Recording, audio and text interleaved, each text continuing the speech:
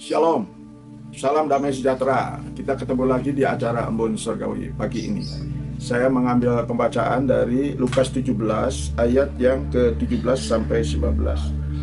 Lalu Yesus berkata, "Bukankah ke-10 orang tadi semuanya telah menjadi takhir? Di manakah yang 9 orang itu? Tidak adakah di antara mereka yang kembali untuk memuliakan Allah selain daripada orang asing ini?" Lalu ia berkata kepada orang itu, "Berdirilah dan pergilah, imanmu telah menyelamatkan engkau." Demikianlah firman Tuhan. Tertarik dengan kata 10. Jadi tema renungan hari ini yaitu 10. Kalau kita ingat 10, maka kita ingat akan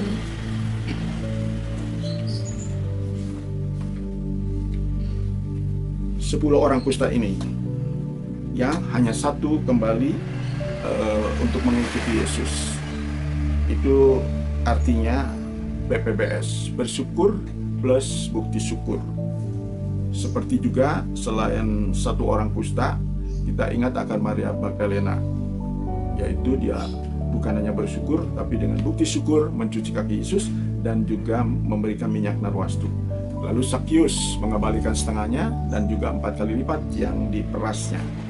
Daud juga demikian. Pada waktu membeli tanah Aurona, ia tidak mau gratisan, ia mau membelinya karena ia ingin membuktikan syukur kepada Tuhan.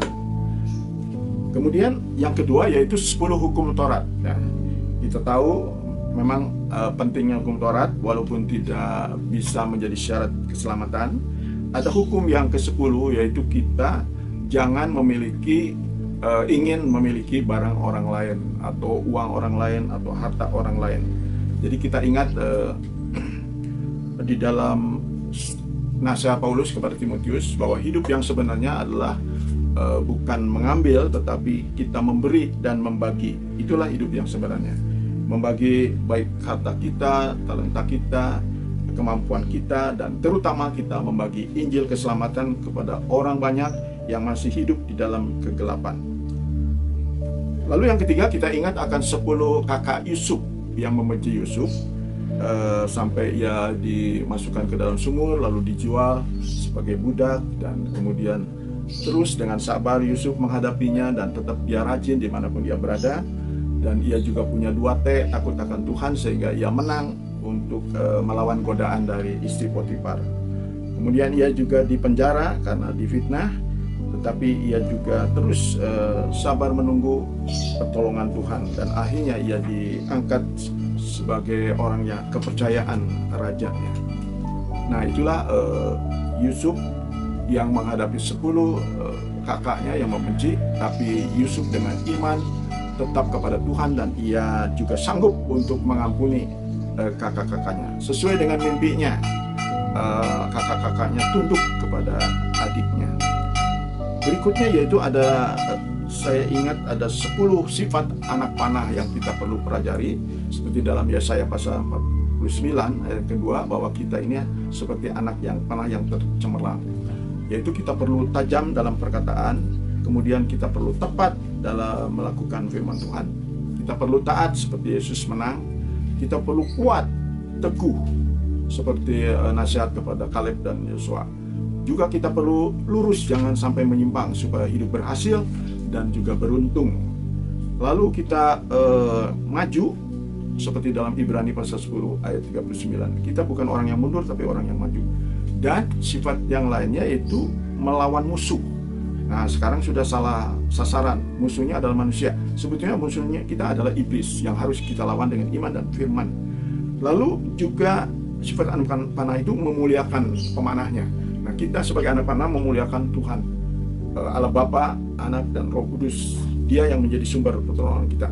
Yang terakhir yaitu cepat. Jangan lambat-lambat supaya kita tidak terlambat.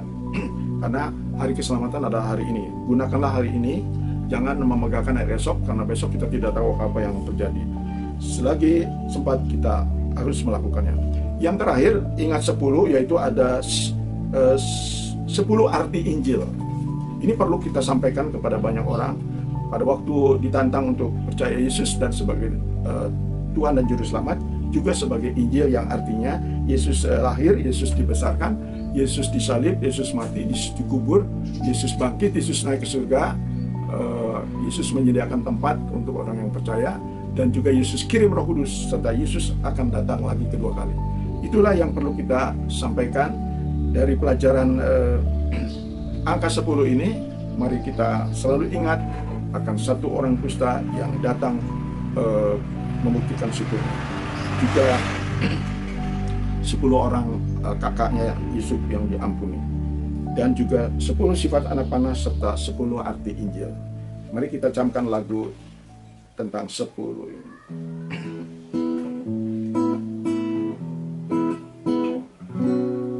10 yang sakit kusta disembuhkan oleh Yesus, tapi hanya satu kembali untuk bersyukur dan dengan bukti siap menuruti pesan-pesan Yesus padanya. Itu bukti siap mengabdi dan sepenuh hati jiwa raganya.